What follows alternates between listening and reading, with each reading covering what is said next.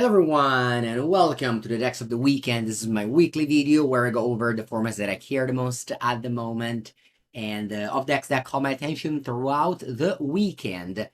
And we're gonna start with these Warren Soultrader combo deck. Now, this was a combo. When this card came out, this is a combo that you can do with the game. You have Warren Soultrader, Marnet Apprentice, Gravecrawler. Now, this may seem like a lot of cards, and most of them are weak, but you have a shell that can naturally get you there. Something like Stitch Supplier, which mills throughout your deck, and then you can reanimate your cards with either Unearth or Catonian Nightmare, and this is one of the strongest cards of Modern Horizons 3 that still haven't found a home.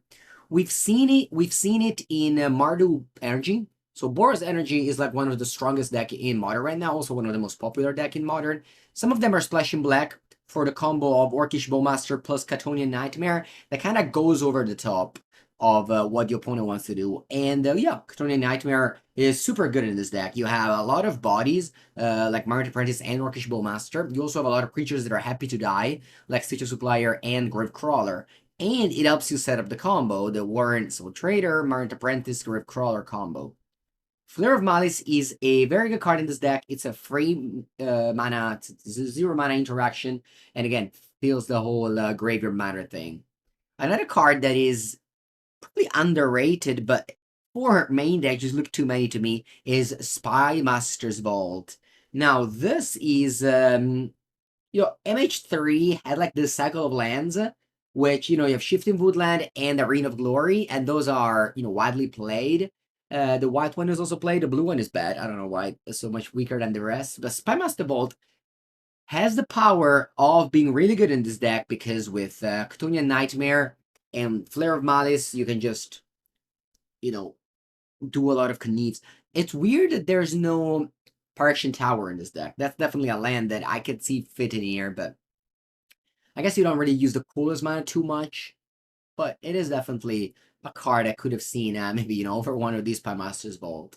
So overall, this deck came second in the Modern Challenge, and it is definitely interesting for me to try it out. I will try it out. It'll be on the channel, and I will deliver it to you soon. The Green Splash is also good because what Grist does is a 3-drop creature that you can reanimate with Unearth and Catonian Nightmare.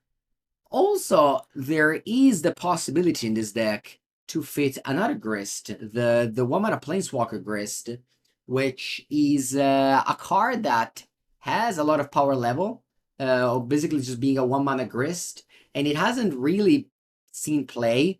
You can flip this card with both Unearth and Catonian Nightmare, and yeah, maybe you can just be more black-green. I mean, this is a new archetype, a lot of still unexplored, so I think that Grist Voracious Larva can maybe deserve a better splash. You obviously need to give up all this Spymaster's Vault, but I think this card has the potential to be involved. Yeah, so that's gonna be it for Modern. Let's go into Pauper, where there has been, and now Pauper and Legacy, these two formats at the showcase, the 30 people player tournament, where the winner goes to the Mox, goes to the Pro Tour, and wins a lot of money. And the Pauper had this shot, and he was won by, well, I don't know this person personally, but I definitely follow a lot of their result on Magical Line. Spock Vida Loca. UR Skred is an archetype that I love. It was my first deck ever in Pauper. I was playing, I guess, Fairies at the time. Now, you don't play Fairies anymore. You're playing with Murmuring Mystic and Tolarian Terror. And Murmuring Mystic is that type of card that just takes over the game if unchecked. You have a couple of Monarchy card, playing Breath Weapon or a Fiery Cannonade because Mono Red has a lot of pirates. And this list that Puck won with doesn't play Augur of Bolas, it plays 12 cantrips. So no 1-3 that you can set up with Ponder, Brainstorm, and that has more targets now because of Lure Revealed. But just more spells. So you lower the nightmare scenario of casting Augur of Bolas and Break It, as well as you don't need to tap out on turn 2 ever. I think right now Pauper is in one of the best shape I can remember it. Almost every archetype is present, and no dex is clear superior, and you can see that by Blue Red Skred winning.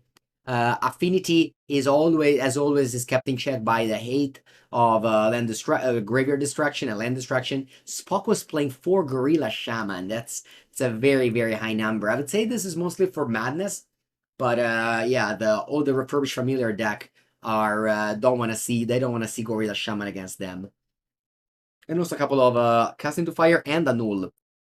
Annul is here for another big deal of a deck, which is the black-green combo deck, which this deck should crush. And Ponza, maybe it's not the best friend of this deck, but we are playing 3 Spell Pierce, and Ponza obviously has some bad matchup. Mono Red and Black Green combo are both super popular. So overall, I think the metagame Pauper is super diverse. It changes week by week. Mono White had a lot of success. Elves even did very well this weekend. So I think all the archetypes are presented, you just play the one that you enjoy the most. My case is right now Blue Red Skred, so if I had to play Pauper, this is what I would play. And again, congrats to Spock Vida Loka for winning and getting the invite to Pro Tour and to the Mox. Now let's go to Legacy, where the same thing happened, just in another format. And while I'm not going to cover the winner, which was Stefan Schultz on Blue Black Scaminator, I'm going to cover the finalist, XJ Cloud and Death in Texas. Death in Taxes, not Texas. XJ Cloud is an expert Death in Taxes player. He won a lot with Archetype before in his life, and he decided to, as he said, metagame against the Blue Black Scam. He played against the deck 4 times, beat it 3 times on its way to the final, but lost in the finals to Blue Black Scam, the deck that everybody wants to see banned. So instead of focusing on that and talking about bans, as you know, I love to talk about more just the things that you can do. So the things that he could do in order to protect against that is Recruiter the Guard for Fear Macabre. Is that good enough? I don't know. You can also Recruiter the Guard for Witch Enchanter if you want to land. Witch Enchanter also happens to be a land that also destroys an artifact or an enchantment. So now what you can do is super cool. You can like play this as a land, and then later in the game, Flicker Wisp your land away and will come back as a 2/2 that disenchants. That's something cool. Emperor of Bones is another card that hasn't really shined in Modern, although it's for Modern Horizons 3. And you can just cast it, and then you can just eat your opponent graveyard, and then you can adapt it and steal their Grazer Brand, Traxa, or whatever. Speaking of Grazer Brand, the winner did play Grazer Brand. A card that I had to read, I didn't even know existed, was Phantom Blade. This is a 5-mana artifact equipment that you can get your Stoneforge Mystic, and you can violate it, and you destroy up to 1 target creature. It also gives +1/+1 and Menace, so it's basically a Doomblade that you can pick up with Stoneforge Mystic, and of course you can blink with Yorion. Yes, you can do that. This list also, very importantly, does not play Thalia, Garden of Thraben, but it plays Spirit of the Labyrinth. Now, Orcish Bowmaster is an all-time low, and Psychic Frog is just one of the best cards in the set and in the format. So Spirit of the Labyrinth stops the Psychic Frog, and while it does die to Orcish Bowmaster, well, the card doesn't see that much play, plus it's not that good against this deck, and that's the same thing for my Black-Green Credit Control, the deck that I will post a video about on my YouTube channel soon. That is my pet deck at the moment. Sure, Orcish Bowmaster can kill your X1s, but then the power of Orcish Bowmaster is that punishes you for drawing cards, and this deck doesn't do that, so it's not that big of a deal. In fact, this deck doesn't even play Orcish Bowmaster, which was a very big deal before. Because sure, Psychic Frog, you trigger the Bowmaster, but it doesn't matter. Eventually, they'll just ram at something and beat you. Spirit of the Labyrinth actually stops the card draw. Is better than just punishing you for drawing. And yeah, then we played 32 lands with 4 Caracas, of course 4 Wasteland, a couple of Shadowy Backstreet. Those Surveillance are everywhere.